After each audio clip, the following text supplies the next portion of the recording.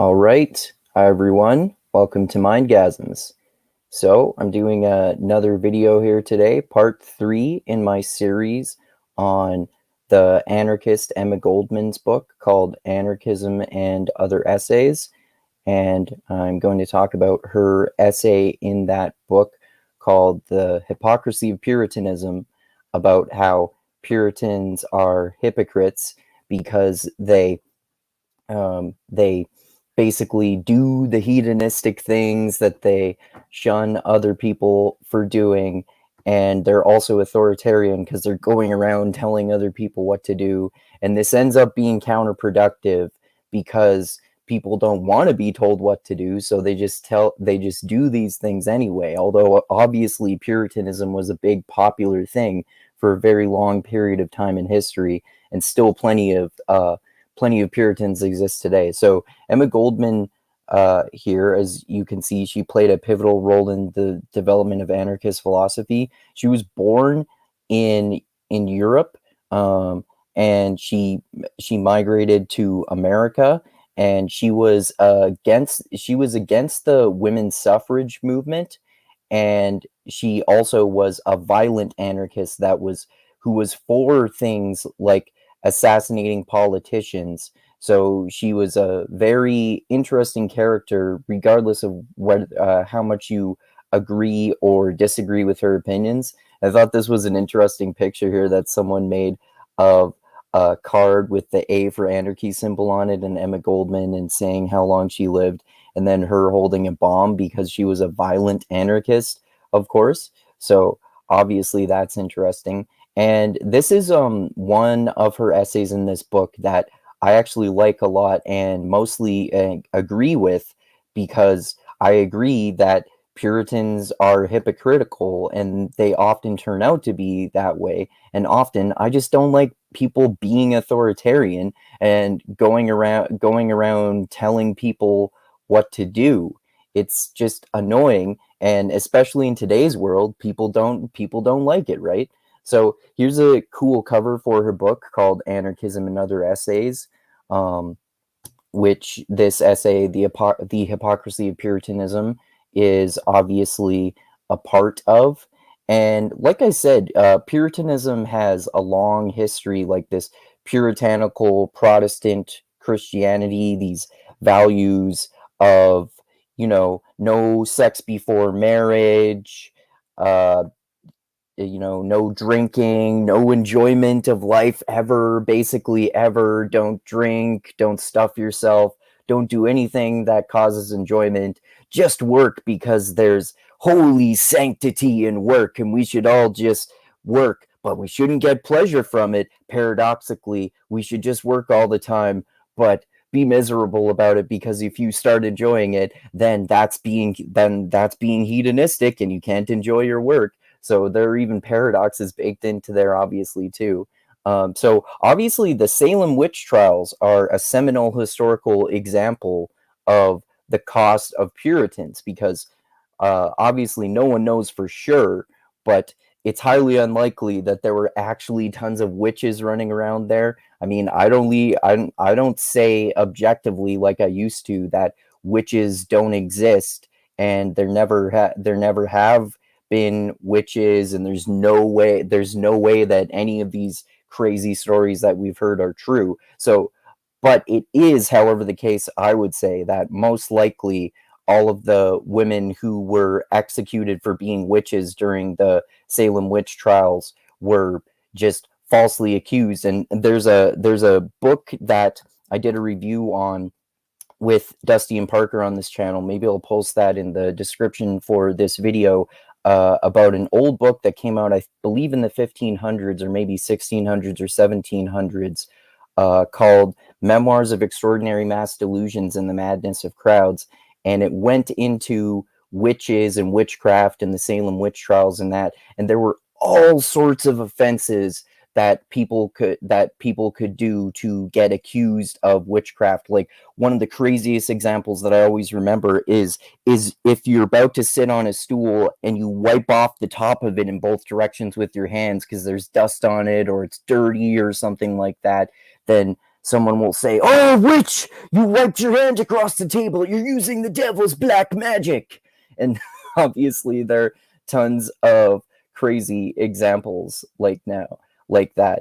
So also the people like I said, people get fucking ridiculously carried away with this Puritanism, and uh they to the point that they see this shit all over the place where it doesn't even exist. So they have these hyperbolic depictions of people who they label as hedonists in their mind, right? And I thought this was a great picture for that, these people turning into pigs. And you can see here, if you look carefully, they're pigging out and stuffing themselves with what looks like food, but that one there, if you can see it, looks like a fucking bug.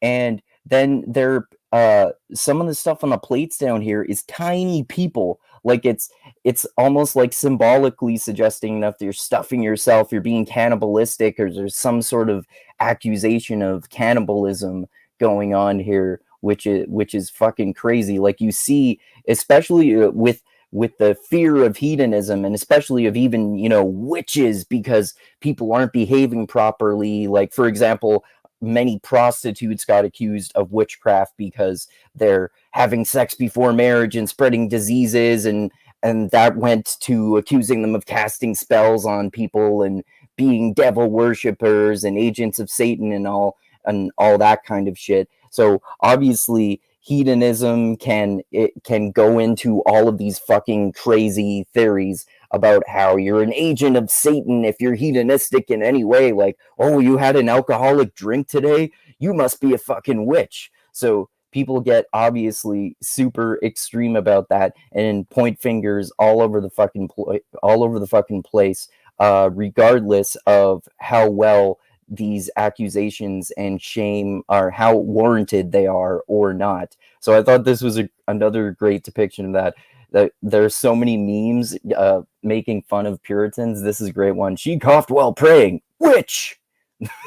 So that's obviously a super funny one there. And there are a few other ones here that I pulled up. There's one here that's a picture of Benjamin Franklin in sunglasses, as you can see. Puritanism, the haunting fear that someone somewhere may be happy. It's funny, right? Because Puritans all over the place, they're like, oh, these fucking kids today are ruining stuff with their sex and their drinking and stuff like that. Like, I'm thinking of Ben Shapiro, who I made a video about a while ago. I'm gonna search a picture of angry Ben Shapiro here, actually, about how he was mad about this new Cardi B song and video where, she was shaking her booty around and all promiscuously and whatnot. And obviously, like, who fucking cares if she wants to use like her sex positive female empowerment to enjoy sex? He's just like, his radical conservatism makes him afraid of any type of enjoyment, like that meme. Oh no, people are having fun, better shit all over them and shame them. So I think that's really funny, of course. And Ben Shapiro is hilarious. So, and there are a few more memes that'll go through here too. And there's some real life examples of that many people are aware of as well, of Puritans being so obsessive about Puritanism that they turn out to be hypocrites, right? And this is another great meme here too. Oh, I didn't see you at church this morning. You must be a witch. Willy Wonka accusing that. The original Willy Wonka one, not the new Tim Burton one with Johnny Depp. So anyway, I thought one of the best examples in real life of someone who's phenomenally puritanical, who turned out to be a total fucking hypocrite and authoritarian, but ended up being phenomenally hedonistic, like the umpteenth most extreme example of someone being a hypocrite. So this is Ted Haggard. I'm sure a lot of people watching this know who that is, but he is, and the interesting thing is he's far from the only example of, like, look how fucking creepy he is, man. He's just fucking creepy. That's why he did all this shit. So he was an evangelical minister who, it was revealed that he was doing crystal meth and having sex with gay prostitutes. which I just think is the most fucking, that's the most fucking hypocritical. It's the most fucking hilarious hypocrisy. Like, don't have sex before marriage.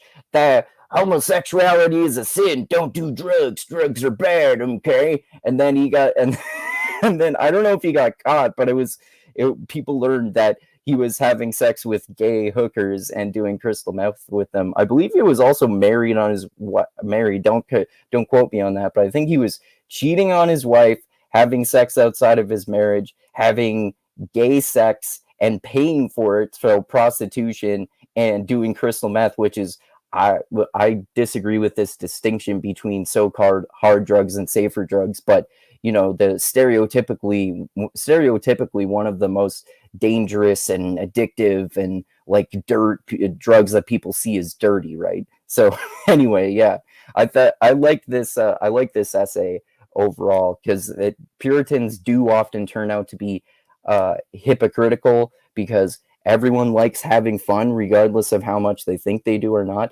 Obviously some people have more discipline than others, and I think discipline is important too, for sure, but people who just shame others for doing things that they don't approve of are just the most fucking annoying people ever. And the authoritarianism of it really fucking bothers me too, because I'm super authoritarian, which is part of what Emma Goldman talks about as an anarchist, and anarchism in general that appeals to me. Even though I'm not an anarchist, I'm pretty anti-authoritarian, but I'm sure not an anarchist. But like I said, this is one of the many interesting essays in this book. So check out that book if you haven't read it. And I'm going to make some more videos on this book as well. And I've got more videos on the way on all my other book series that I'm doing on Jordan Peterson's new book called Beyond Order. And I'm going to continue my series on Michel Foucault's History of Sexuality and Epictetus's The Art of Living, and chapters of my novel as well, The Cold Darkness of the Night, about a thug for the mob who left a life of crime and then gets pulled back into it when his daughter gets kidnapped. Also on Sunday, finally going to be doing my podcast with Dusty and Parker about The Gunslinger, which is book 1 in the Dark Tower series by Stephen King. So look forward to that awesome fantasy horror western, which is bizarre and fascinating and awesome. So yeah, like I always say, thanks to those of you who watch this video. Like, subscribe, and share everywhere, please. That really helps me out a lot, especially if you haven't done that already, but do it again if you haven't. And please give me money on Patreon if you like my content. I would really appreciate it. Every dollar counts. I'll put the link for my Patreon page at Mindgasms in the description of this video, as I always do. And as I always say, I love you all. Keep being the tiny beam of light that shines through the almost impenetrable darkness in the universe. And most importantly, always remember this: the funk cures all, and groove is in the heart. And read awesome, fascinating books by radical, intellectual, philosophical, and political thinkers like Emma Goldman, like radical anarchists, regardless of how much you agree with their philosophy, because they have some interesting and good points sometimes too, which is why I love to read the work of people I generally disagree with overall, because they often make good points. So anyway, thanks again, everyone, and adios until next time.